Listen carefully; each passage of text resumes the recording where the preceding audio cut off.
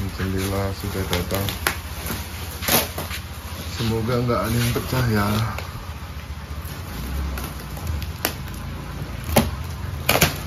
Unboxing.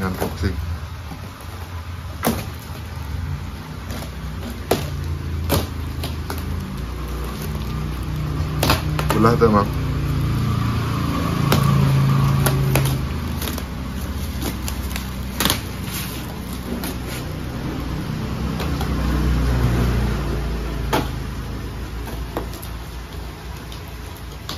Yang ditunggu-tunggu setelah 7 purnama baru datang. Semoga tidak ada yang pecah.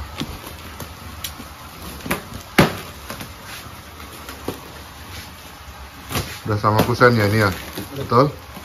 Nah, oke.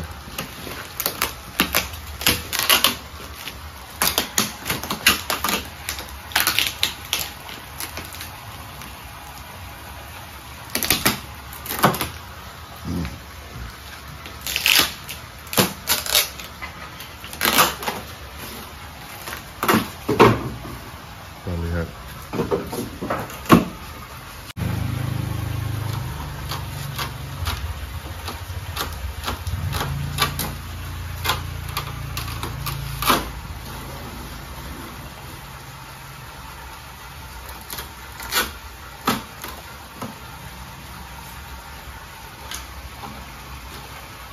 Berdua ini Mas, dari sebelah sini juga cek aja bawahnya nggak pecah gitu. Kalau nggak pecah udah aman. Harus di video gini kan soalnya dikirim teh nih kalau ada yang pecah, nah ketahuan.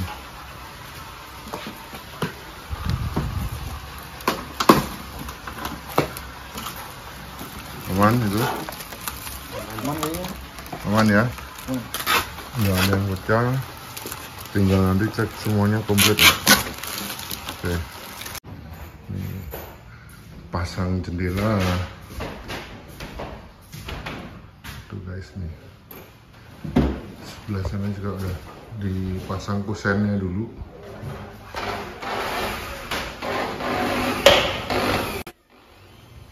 Di part ini harus hati-hati karena bahannya aluminium.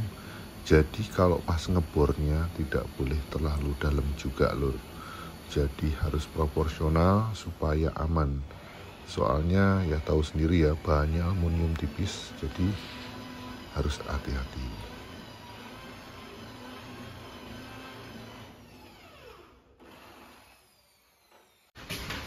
Nah, jadi kalau masang jendela itu sini dilonggarin dulu ya guys, diganjelin kayak gini, bisa pakai paku 1, 2, 3, 4 biar ada celah dikit kayak gini. Itu buat listnya nanti, buat tempat list. Nih list kayak gini, list. Nanti di list jadi rapi, terus dipakai silen. Tadi aku udah beli silen. Silen tuh kayak itu yang ini silen. Silennya warna hitam. Jadi biar air nggak masuk juga. Tuh lur.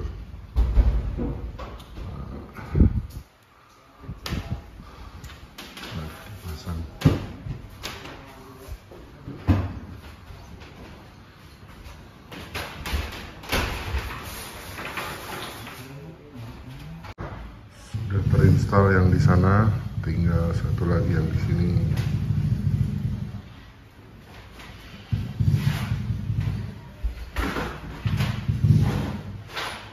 Sudah kepasang, ya tinggal masang list. Yang atas belum di list. Ini listnya, yang bawah udah pasang nih list. Nah ini list ya guys. List. Sekedar tips saat memasang jendela, dari pengalaman yang tadi aku saksikan, setelah dipasang kusen dan pasang jendela, kadang kita lupa nyetel roda atau roller yang ada di dalam jendela, di atas dan di bawah. Nah, jadi kalian harus setel itu, dikencengkan bautnya biar rollernya tidak ke kanan atau ke kiri. Nah, dengan begitu nanti jalannya jendela akan mulus. Kadang kita lupa ya hal sepele seperti ini. Nah, ini adalah step memasang siku di spandek luar supaya terlihat rapi juga, terlihat bagus dan tidak tajam. Gitu lur. Habis profil sini nih, profil tangga dengan sisa PVC biar airnya turun. Gitu.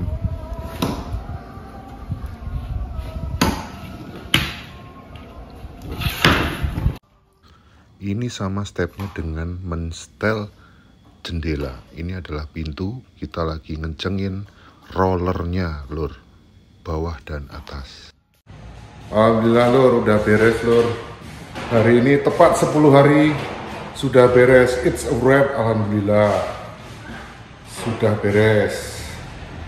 Ya, tinggal lantai lur, maksudnya tinggal lantai. Jadi ini proyek pertama kabin buat teman-teman yang pengen pasang seputaran Sukabumi, silahkan kontak saya ya.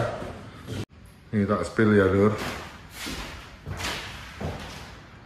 Ini sudah beres semuanya, tinggal masang lantai. Ini lantai ini belum, lantainya belum ya, paling pakai vinyl. Nunggu rezeki dulu lur, pelan-pelan. Ya, ini pintu juga udah oke. Nah ini kan kalau diinjek kan bunyi ya lur. Nah, kalau multiplek kayak gini, tapi nanti kalau udah pakai vinyl, aku rasa enggak. Lampu udah oke, nyala, luar juga udah. Sekarang tak matiin ya lur ya.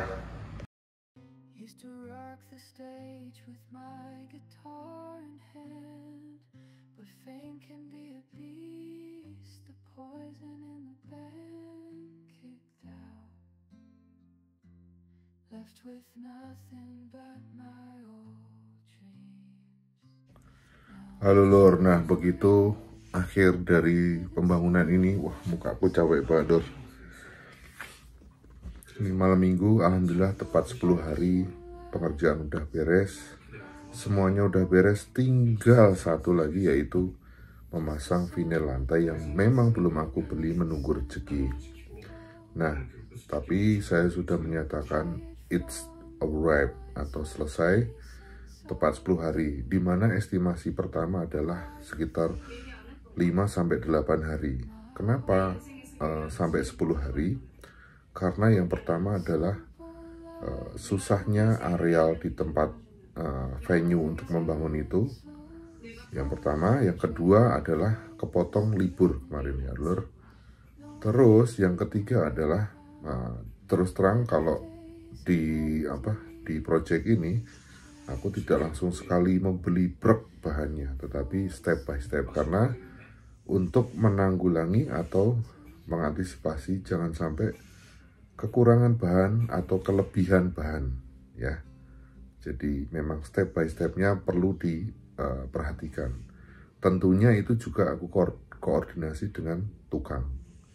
Jadi kalau tukang bilang mau beli ini, dia langsung ngomong di hari sebelumnya.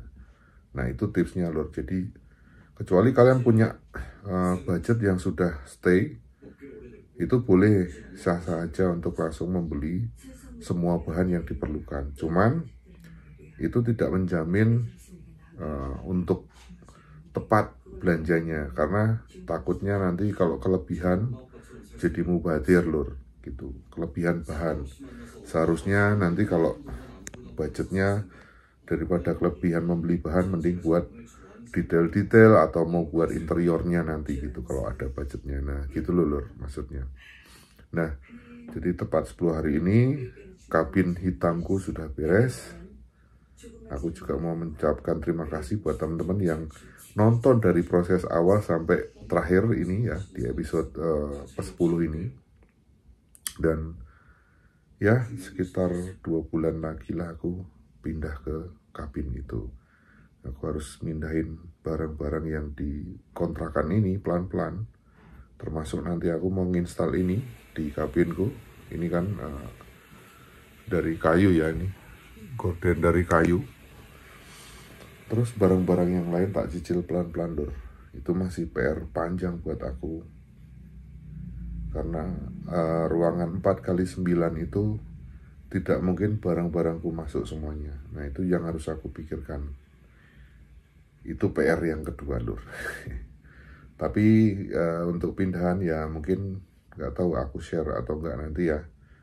Yang jelas dengan video yang aku buat ini saya sengaja upload karena untuk siapa tahu bermanfaat buat teman-teman yang nonton atau yang detik ini masih memikirkan tempat tinggal atau masih memimpikan atau menginginkan memiliki rumah sendiri. Jadi pemikiranku simpel Lur, daripada ngontrak-ngontrak terus. Saya ngontrak udah dari tahun 2012 sampai detik ini gitu. Jadi kalau dihitung-hitung uangnya sebenarnya udah bisa mungkin bisa buat beli rumah atau nyicil rumah ya. Uang sebesar itu dikeluarkan setiap tahunnya.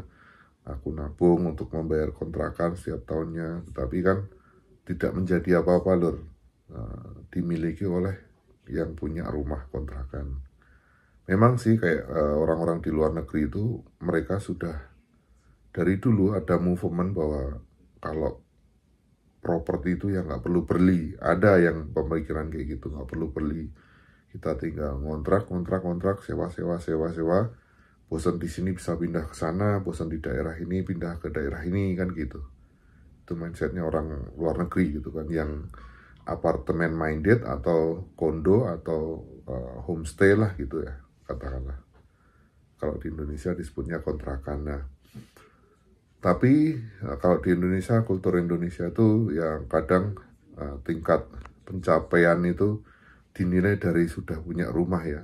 Sitelnya sebuah rumah tangga itu udah punya rumah sendiri ataupun tidak ngontrak lagi kan gitu. Sebenarnya mapping saya di kabin ini tidak untuk selamanya tinggal di dalam kabin itu. Karena doaku sih atau harapanku, impianku itu hanya untuk bersifat sementara dan aku bisa membeli rumah sendiri. Tapi aku bukan tipe yang beli rumah ya, maksudnya beli tanah terus bangun. Aku lebih puas bangun sendiri kayak seperti ini gitu Lur. Ini adalah pengalamanku pertama membuat kabin, sekaligus aku belajar untuk menjadi pemborong. Jadi aku udah tahu bahan-bahan, kalau pakai bahan-bahan material baja ringan seperti ini, kalau pakai hebel atau tembokan seperti ini gitu Lur. Harapanku dan aku juga mohon doanya, siapa tahu bisa membeli atau membangun rumah yang benar-benar seperti yang saya inginkan, dream house lah gitu Lur. Karena kalau aku ya mikirnya kalau ditanya dream house seperti apa, aku pengen tanah yang luas, tetapi rumahnya nggak begitu gede. Jadi tanah itu bisa buat, aku suka banget atau sama istriku juga suka nanam tanaman ya. Kalau aku sendiri lebih ke seneng kalau ada backyardnya gitu loh. Rumah itu kalau ada backyardnya itu seneng, nggak full bangunan gitu loh. Jadi masih ada ruang kosong atau ruang hijau untuk bisa duduk, main gitar ataupun anak-anak bermain, itu aku seneng banget gitu. Jadi kalau kabin ini ya karena menyesuaikan keadaan, akhirnya adanya lahan di atas parkir itu pun di rumah mertua, jadi ya kita manfaatkan gitu. Maka dari itu kita saling support, saling mendoakan supaya rezekiku dan rezeki teman-teman juga lancar ya, bisa membeli rumah. Pokoknya kita, kalau kata orang ini, sholawatin ya, biar bisa punya rumah sendiri. Amin ya. PR-ku yang kedua juga masih ada Lur, selain pindahan. Yang ketiga aku juga pengen bangun rumah Jogja. Di Jogja aku juga pengen membangun, malahan aku berencana bikin homestay di rumahku Jogja itu. Jadi biar nanti siapa tahu teman-teman mau nginep di tempatku bisa. Nah gitu loh. Karena sebenarnya udah ada adikku ponaan itu sudah bikin kos-kosan dan homestay gitulah Lur. Nah kalau di rumahku sendiri sudah ada kos-kosan putri ya yang di Jogja itu Itu ada sekitar 4 kamar aja. Itu juga bukan milikku, Lur, milik keluarga gitu. Daripada di Jogja, karena bapak sama ibu sudah nggak ada, tinggal kakakku yang paling pertama sendiri yang jaga rumah. Akhirnya yang di belakang tuh dibangun sama kakakku 4 kamar kos-kosan putri gitu. Nah, aku pengen bangun yang depannya gitu, Lur. Semoga kedepannya aku bisa bangun dan kalian bisa nginep di homestayku ya. Oke, terima kasih yang udah nyimak. Pokoknya sekali lagi thank you banget. Jangan lupa subscribe, like, comment, and share ya. Support terus ya, Lur. Thank you.